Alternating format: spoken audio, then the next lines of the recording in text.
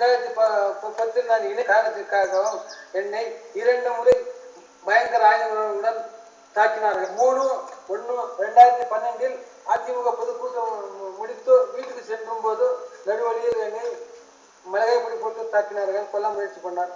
மீண்டும் 15/5/2012 அம்மா ஆட்சியின் 1 ஆண்டு கால சாதனை விளக்க பொதுக்கூட்டம் முடித்துக்கொண்டு வீட்டுக்கு சென்ற போது 8 பேர் கொண்ட ரவுடி கும்பல் ராமச்சந்திரன் ஆதரவாளர்களும் 8 பேர் கொண்ட ரவுடி கும்பல் என்னை பயங்கர ஆயுதம் தாக்கி இறந்து போனான்னு சொல்லி சென்று விட்டார்கள்.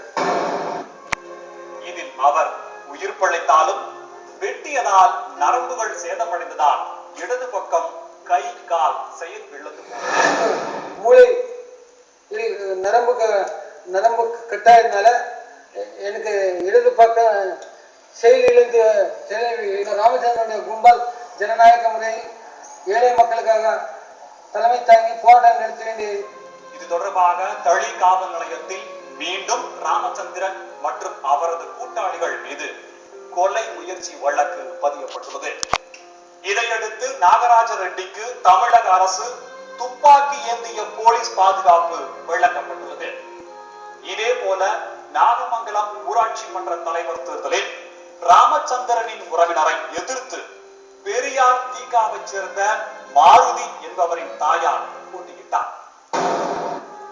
இதனால் ஆத்திரமடைந்த ராமச்சந்திரன் கும்பல் நீலகிரி கோவில் திருவிழாவின் போது பெரியார் தீகாவினரின் சட்டைகளை கிழித்து தீயிட்டதை தொடர்ந்து கலவரம் வெடித்தது. இதில் படுகாயங்களுடன் பலர் ஒசூர் மருத்துவமனையில் சேர்க்கப்பட்டனர். ஆத்திரமடைந்த ராமச்சந்திரன் கும்பல் மருத்துவமனைக்குள் புகுந்து அவர்களை தாக்கியது. கிருஷ்ணகிரி மாவட்ட வளர்ச்சி பணிகளுக்கு நடந்த டெண்டரில் தளி எம்எல்ஏ ராமச்சந்திரன் எதிர்பார்த்த வேலைகள் கிடைக்காததை தொடர்ந்து மாவட்ட ஆட்சியர் அலுவலகத்தை அடித்து நொறுக்கி சூறையாடிய சம்பவம் தொடர்பாக கிருஷ்ணகிரி காவல் நிலையத்தில் ராமச்சந்திரன் உள்ளிட்டவர்கள் மீது கிருஷ்ணகிரி காவல் நிலையத்தில் வழக்கு பதியப்பட்டு உள்ளது. மேலும் குமார் என்கிற தொப்பி குமாரை அரசியல் காழ்ப்புணர்ச்சி காரணமாக கூலிப்படையை ஏவி கொலை செய்துள்ளார் தளி எம்எல்ஏ ராமச்சந்திரன்.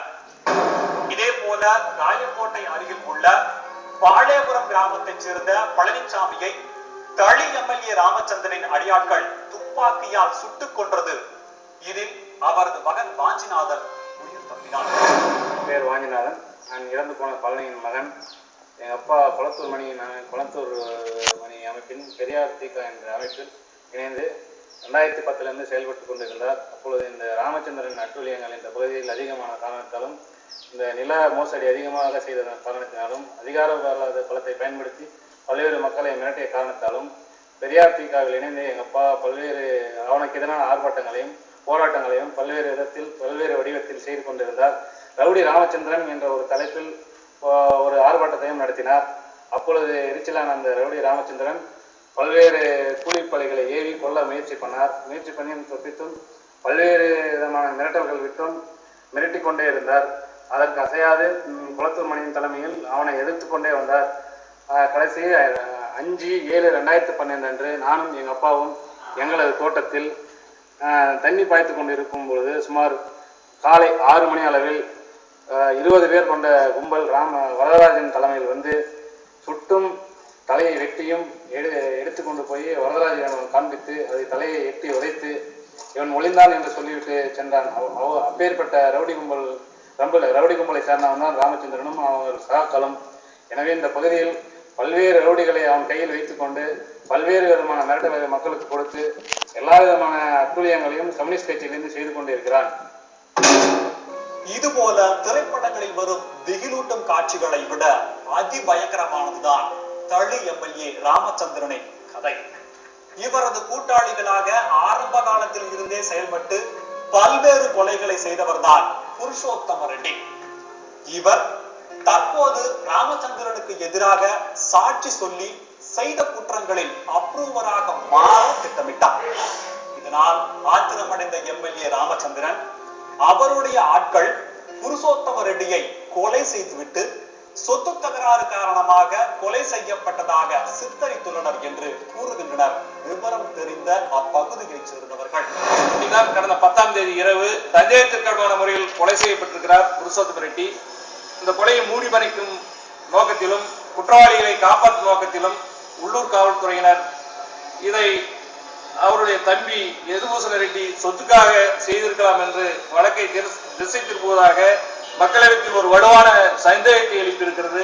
இந்த வழக்கு பின்னணியில் இருப்பவர்கள் இந்த வழக்கில் இருக்கிற உண்மைகளை வெளிக்கொண்டு வர உள்ளூர் காவல்துறையினர் விசாரித்தால் உண்மைகள் மறைக்கப்படும் என்பதால் இந்த வழக்கை மாநில குற்றப்பிரிவுக்கு மாற்றம் செய்து அல்லது மத்திய புலனாய்வு பிரிவு சிபிஐக்கு மாறுதல் செய்து இந்த வழக்கை விசாரித்து இந்த கொலை வழக்கில் சம்பந்தப்பட்டிருக்கின்ற அரசியல் பின்புலம் கொண்டவர்களை கண்டுபிடித்து அவர்களை கடுமையான நடவடிக்கை எடுக்க வேண்டும் என்று கேட்டுக்கொள்கிறோம்.